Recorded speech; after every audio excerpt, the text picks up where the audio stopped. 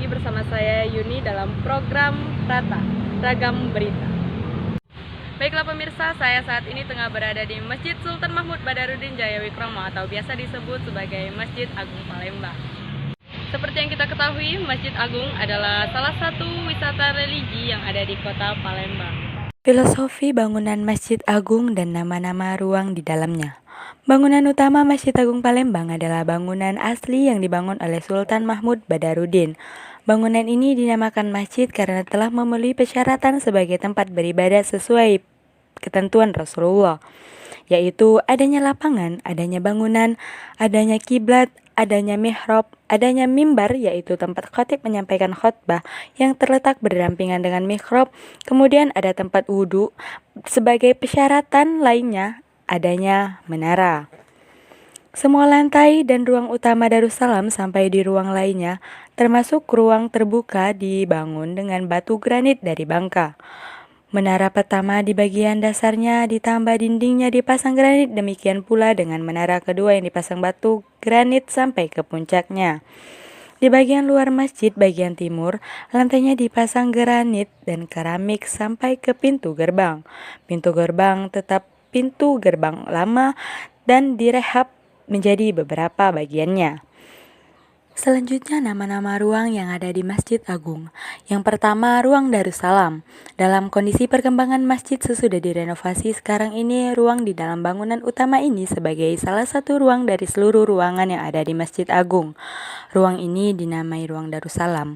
Ruang Darussalam yang artinya ketentraman, kedamaian, kenyamanan, serta di mana diharapkan umat muslim yang berada di sini merasakan ketentraman karena merasakan dekat dengan Sang Pencipta. Kegiatan-kegiatan yang dilaksanakan di ruang ini diperuntukkan untuk ibadah khusus sebagai pendekatan diri kepada Sang Kholik, seperti sholat, baik ibadah sholat rawatib, sholat Jumat, sholat tarawih, dan sholat sunnah lainnya dengan petunjuk Rasulullah. Kegiatan pembinaan umat sebagai dakwah yang dilakukan seperti majelis taklim, ceramah sesudah sholat rawatib, sesudah sholat subuh hari Ahad, serta pendidikan Al-Quran untuk tahfiz di malam Ahad, serta zikir bersama. Ada pula bangunan pengembangan mengelilingi 3 sisi dinding Masjid Agung yang berbentuk liter U. Ruang pertama terletak kurang lebih 9 meter di sebelah selatan menghadap Jalan Merdeka, dinamai Darul Ridwan. Seperti juga di sebelah ruang Darussalam, kegiatan-kegiatan yang dilaksanakan di tempat ini meliputi kegiatan peribadatan, ekonomi, pendidikan, sosial, dan kemasyarakatan. Jadi, ruang ini yang bukan hanya untuk digunakan kegiatan menuju akhirat, tapi juga kegiatan dunia sebagai jembatan untuk menuju ke akhirat. Kegiatan yang dilaksanakan bukan hanya yang termaksud program Yayasan Masjid Agung saja, tetapi juga kegiatan-kegiatan masyarakat serta organisasi Islam lainnya. Salah satunya organisasi yang berdiri di bawah Masjid Agung sendiri yaitu IRMA atau Ikatan Rebana Masjid Agung Palembang. Luas ruangan Darul Ridwan bisa mencapai 62,50 kali 25 meter. Arsitektur dan konstruksi bangunan pengembangan mengikuti perkembangan ilmu bangunan mutakhir, bertiang beton di sejumlah tempat menjadi penyangga bangunan plafon di atasnya. Yang selanjutnya yaitu ruang Darul Rahmah yang terletak di sebelah selatan menghadap Jalan Ci Agus Gimas. Kegiatan di ruang ini dikhususkan untuk kegiatan wanita dan tempat sholat wanita. Kalau jamaah di ruang Darussalam penuh, luas ruangan sama dengan Darul Ridwan.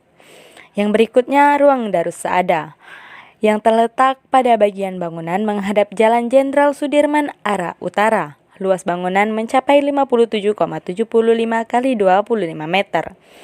Yang berikutnya yaitu ruang Darul Barokah yang terletak di lantai 2 di atas ruang Darus Saadah. Luasnya 45,25 meter. Next, selanjutnya ruang Darul Qoror yang terletak di lantai 3 di atas Darul Qoror.